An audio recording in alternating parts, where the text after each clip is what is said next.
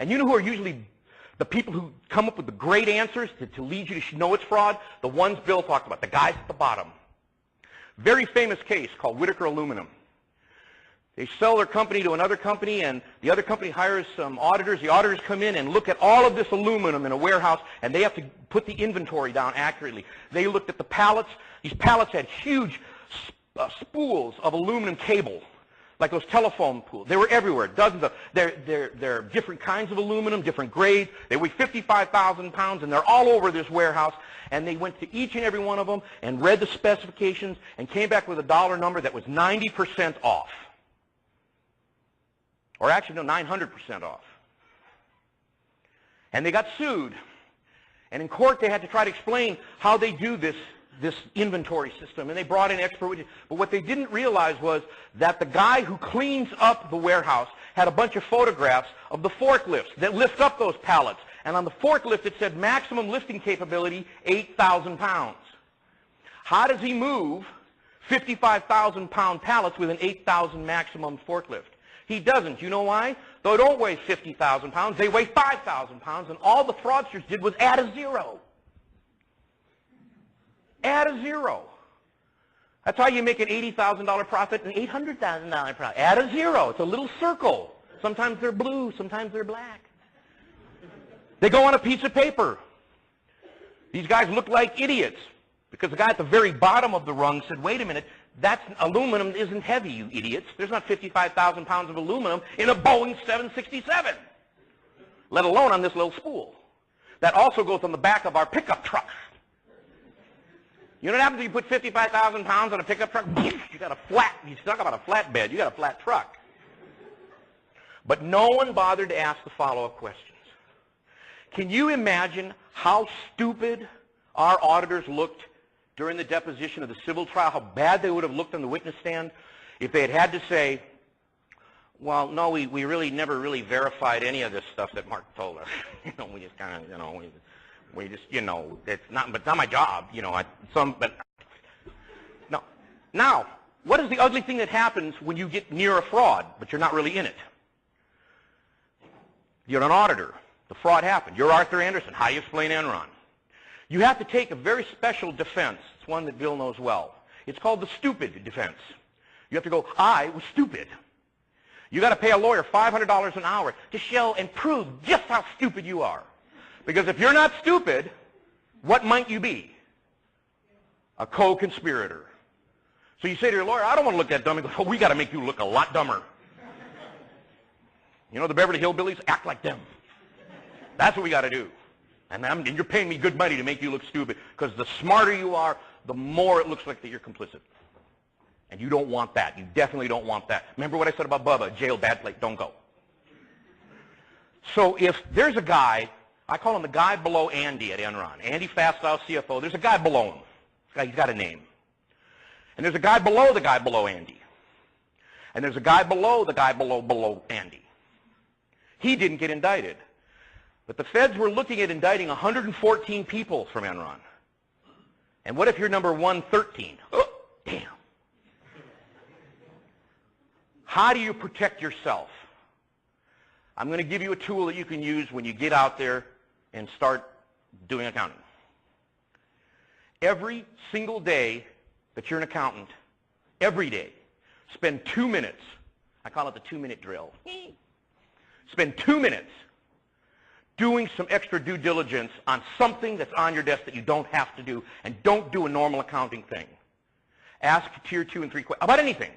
You're not going to find anything, but make a journal entry. Send yourself an email. Make an entry of that every day. Now, what do you have at the end of 2 years? You'll have about 600 entries showing that you're the type of person that always looks for something extra, something different. And then when he knocks on your door and says, prove to me you're a good person, you go, I screwed up here. This is a mistake. We overlooked something, we're to blame. But we're not criminals, and here's why. Here's the kind of guy I am. I have had dozens of people send me emails and letters saying, I started doing that a few years ago, and boy, did it come in handy. One of the prosecutors looked me in the eye and said, we're convinced. And you could have been one of the 114 at Enron. And you could be totally innocent. And you know what?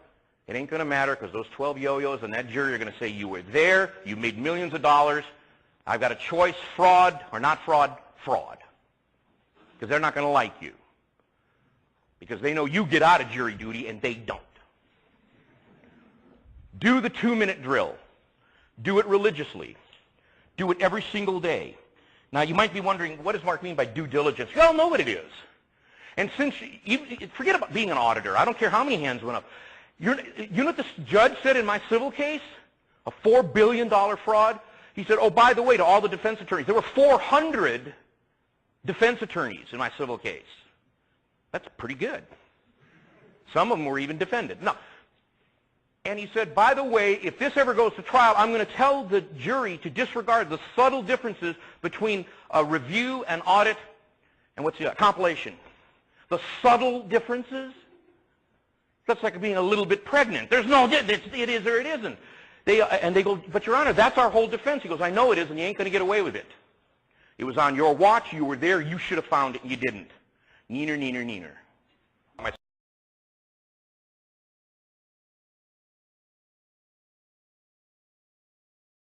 We got caught. A journalist was writing a thing that's commonly called a fluff piece. Let me explain to you real quick what a fluff piece is. A fluff piece is and this will be the last, I'll ask one more question after this. A fluff piece is, she was writing a story about these two bachelors, Barry and myself, who had cars and houses, and I was always up at the Playboy Mansion doing dumb stuff. And so it was going to be and I had Rolexes and Persian rugs and Ferraris and stuff. And I was just going to be this zany, Charlie Sheen kind of guy. And she called the Secretary of State of California and said, I'm a journalist. I'm writing a story about this company, ZBest, and I just want to call to see, I don't want egg on my face. Is there anything in their past or anything that's negative? Like, did they not pay their taxes on time or just anything? And the woman said, well, let me go check on them. She goes, well, according to our records, there is no construction company in California called ZBest. And so suddenly this reporter realized something was wrong. She then went to all of my suppliers that I spent hundreds of millions of dollars with and found that they were all post office boxes. See, my confirmations got mailed back real quickly. Why? I filled them out. They never went to a real company. They came to me. I'd fill them out and send them right back with a note saying, and Mark's a genius. So that's the answer. That a journalist started digging, and she didn't even know what she was looking for, and she caught us. So the next day, I pick up the newspaper. Instead of seeing a picture of me playing, beach volleyball with a bunch of girls, said like a mugshot. ZBest is a fraud. And I went to the FBI that afternoon and said, well, here's who I am, and you're going to be looking for me. They go, we don't even know who you are. All they knew is what they read in the papers. We weren't under suspicion at all. It's like that great line in that John Wayne movie, The Duelist. He said, I don't worry about the professionals. It's that goddamn amateur that's going to screw you every time. It's a journalist. That's how it happens. It's like sales tax on artwork. It's something stupid. One last question. Yes? No? No. Going to prison is one of the best things that ever happened to me. Because it truly does do, for most people that are not career criminals, it is the biggest slap of reality in the world. You suddenly, for most white-collar guys who are used to giving orders, suddenly you're told every step what to do. You're strip searched, you're cavity searched, you're humiliated beyond words, and every part of your life is regimented. You hate it from the word go because you suddenly realize that money didn't mean damn. It meant nothing. Even when I had it, I didn't enjoy it much. I was too busy making more of it. And that's what everybody's always told me. They go, we had a game. We go, it's the way you keep score is the money. I bought girls' cars because I always had to break dates with them. They get mad at me. And I go, here's a car. I wasn't having fun. But I was on my way to that heart attack by the time you're 35 route, and suddenly you're put into a place where every single day you might be killed. I had a lot of death threats against me when I was in prison. You see horrible things around you, but you also know you're going to be away from your loved ones for 5 years. And that's when you sit back and you go, you know what matters to me now? My pet, my cat. Being able to get a taco when I want one.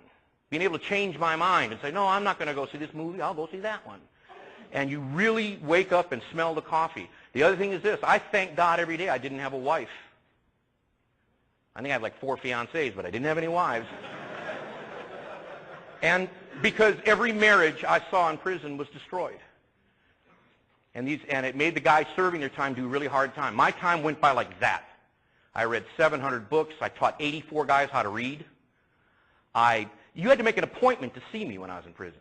And I was the town driver for the warden, so I got to get out, which means I could maybe accidentally bump into somebody I know in town.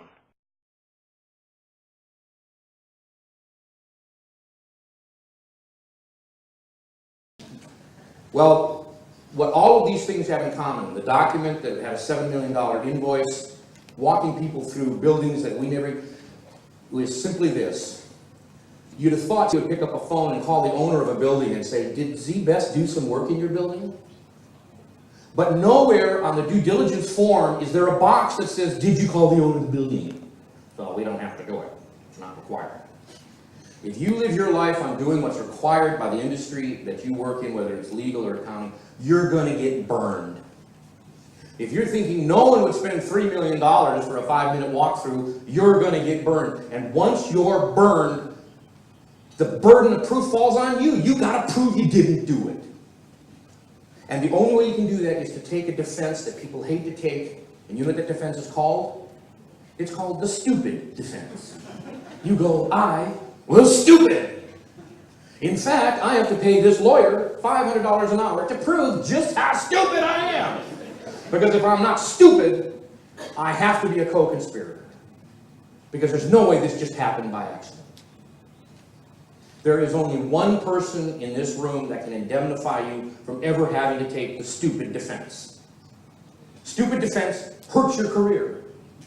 Another bad resume entry. I was stupid. $4 billion. Sorry. The person that will indemnify you is you. You got to do the extra due diligence. You've got to make that phone call. And every one of you in here, whether you never do a public offering in your life, what you all do for a living is part due diligence. You verify something's real. Whether you're an accountant, a banker, a lawyer, or whatever. At some point in your job, you're going, something crosses my desk that I have to verify. And so I tell people, especially accountants, every single day, set 2 to 5 minutes aside and do extra due diligence on something you've already looked at and accepted. I call it the 2-minute drill. Do it on your own time. And in a room this size, I can guarantee you that at least 3 of you during the next year will send me an email saying, I can't believe it, Mark. I looked at the same document 20 times, re-looked at it, and found a mistake. And at least 1 or 2 of you in this room will say, we found drop-dead, out-and-out fraud. You find fraud by looking for it. And if ever someone says to you, the equivalent of, well, why are you asking me this? Don't you believe me? That's a guilty person. Because only guilty people ever assume they could be guilty. Honest people will respond. When you go to the supermarket, you go to cash a check and they say, can I see your ID? You're not offended, are you? What, you don't believe me? Of course I don't believe you. This is a store. Give me your ID. And it's the same thing in due diligence. Every single one of you will face circumstances that are written or verbal. And what you have to do is step back and say to yourself, and I even do this out loud, what am I being asked to believe? What is it I'm being asked to believe? If anyone had stood back for a minute and said, how is it that WorldCom sells telephone and communication stuff cheaper than everyone, and they're the only one making a profit, and they're the cheapest? But no one ever asked that. The answer was, they were lying.